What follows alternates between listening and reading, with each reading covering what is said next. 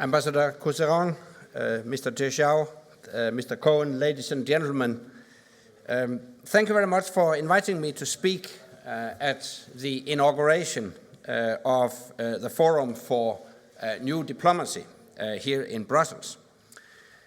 I think it's a very timely initiative, and I would like to thank the three hosts, l'Académie Diplomatique Internationale, the International Herald Tribune, and Carnegie Europe.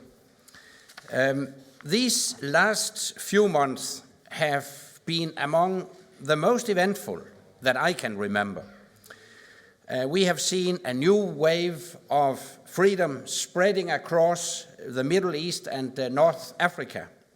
From Tunis to Cairo to Benghazi, people broke down the wall of fear, just as another brave generation broke down the Berlin Wall. They chose change through peaceful demonstration, not violent extremism. They chose the idea of freedom, not the ideology of fear. And they showed the world that the future lies in the hands of the people. Across the region, there are vast differences and unique challenges. And in each country, the authorities have responded differently. Some took steps to meet the demands of their citizens. Others realized their time was up and moved aside.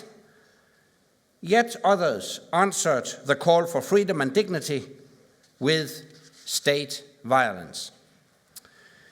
And today I would like to look at three questions. What has changed in the region? Why does it matter for NATO? And how can we work together with the countries of the region to shape the future? First, what has changed? A younger generation is demanding a brighter tomorrow. For too many years, they heard about economic growth, but did not feel the benefits. They saw wealth, but were unable to share it. Some even saw elections, but did not experience democracy. Now they want to have all those for real. And we should not underestimate the importance of this moment for all of us. This is the beginning of a long, complex, and possibly turbulent transformation. But it will shape the region and the world for years to come. And, I believe, for the better. We should embrace it and see it as a chance to make a fresh start. For too long, many thought that you could not have both stability and democracy in that region. The men and women on the Arab streets have shown they want both. They send their governments and the world a very clear message. Stability at the expense of our aspirations is not true stability. This is because freedom is not just a Western value. It is a universal value. It's not a commodity for the few. It should be shared by the many. And it is not to be feared. It is the best guarantee of long-term peace. Tragically, some governments have answered the call for change with repression, not reforms. In Libya, Gaddafi's regime brutally and systematically attacked its own people. The region and the world did not stand idly by. In an historic decision, the United Nations Security Council adopted Resolution 1973, authorizing all necessary measures to protect civilians. It is under this explicit mandate that NATO took overall command of military operations in Libya, with strong support from the region and the participation of partners from the Arctic to the Arabian Sea. Obviously, this development is of immense importance, and it matters a great deal to NATO. Our essential mission is to ensure that the alliance remains an unparalleled community of freedom, peace, security, and shared values. Allies have built a solid security home in which we are prosperous and at peace. But how safe can we really be when a crisis breaks out on our doorstep? Throughout history, the fates of Europe and North Africa and the wider Middle East have been linked. Our economies are linked, our people are linked, and our security is linked too. We face the same threats: terrorism, proliferation of weapons of mass destruction, potential disruption of our energy supplies, and illegal trafficking. These threats are the same wherever we live, in the Middle East, North Africa, Europe, or North America. And we must work together to deal with them. It's the same with the crisis in Libya. If NATO and our partners in the region had not acted, we would have seen more bloodshed from Benghazi to Brega and the end of the freedom movement in Libya. Across the region, the bright Arab Spring could have turned into bleak winter. We want to see the Arab Spring blossom and a region that is free, democratic, modern, and stable.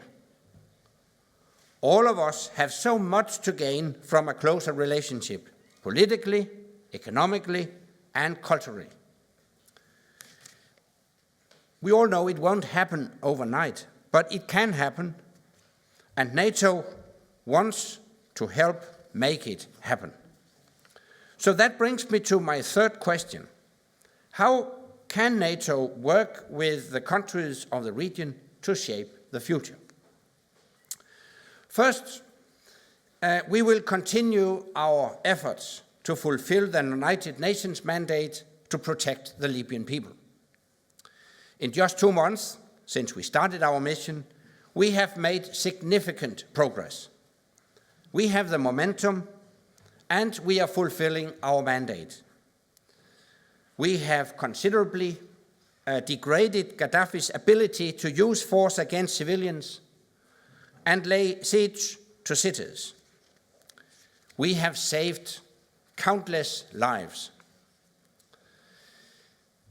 I was struck to read about Amran Soufri, an 84-year-old man from Misrata. He wept as he walked through the town center, past buildings blasted by Gaddafi's forces.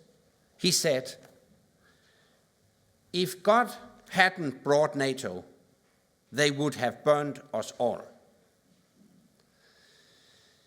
Clearly, the only permanent solution will be political, not military. But to pave the way, allies and partners need to keep up the pressure, and we will for as long as necessary.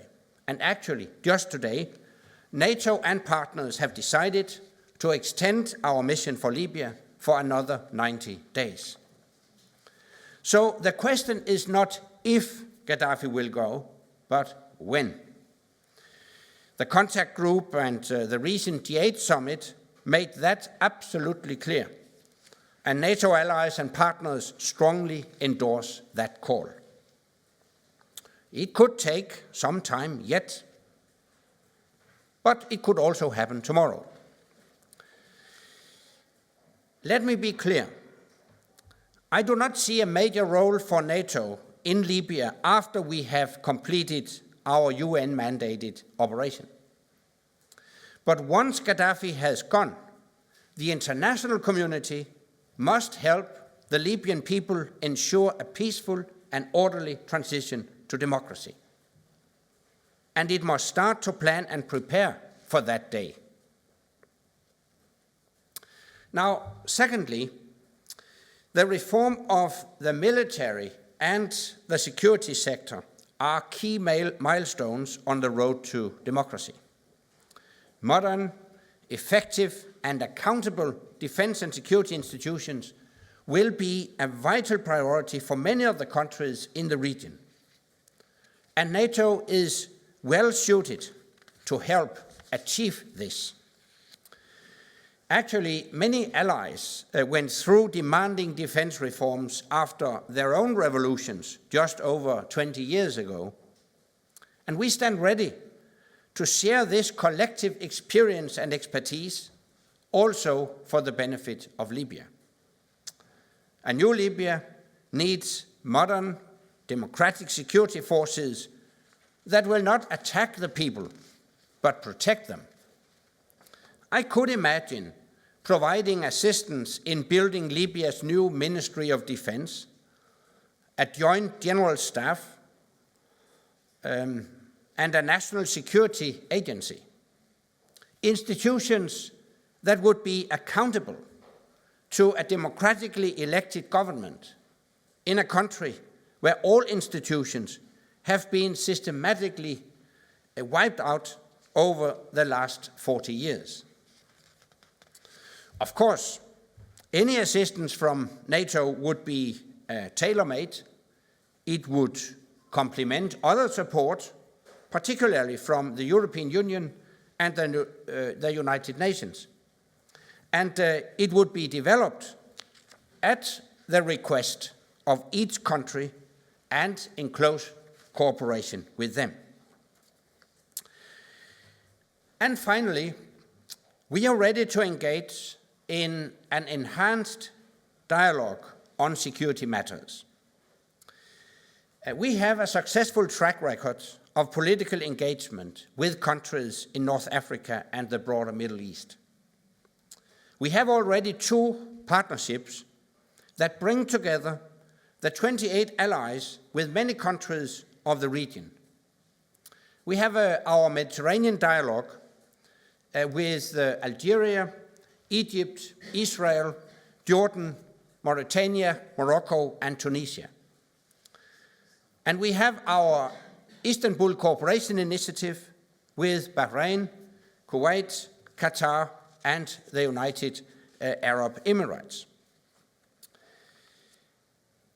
I think the Arab Spring has underlined the need to elevate our dialogue and partnerships to a new level.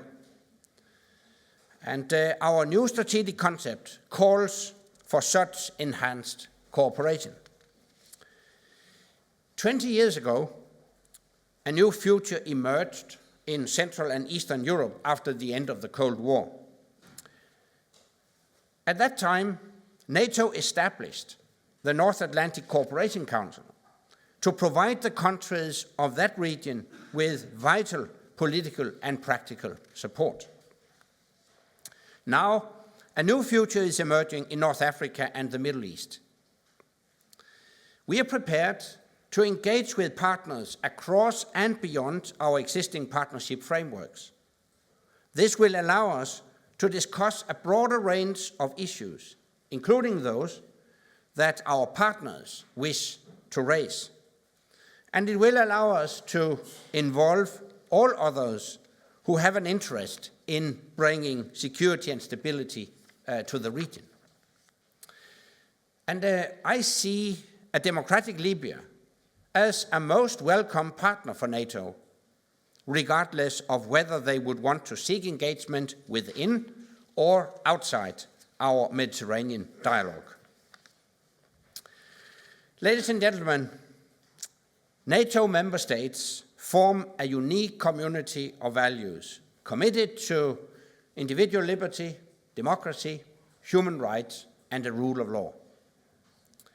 We consider these to be universal principles that apply to all peoples of the world, including in North Africa and the Middle East.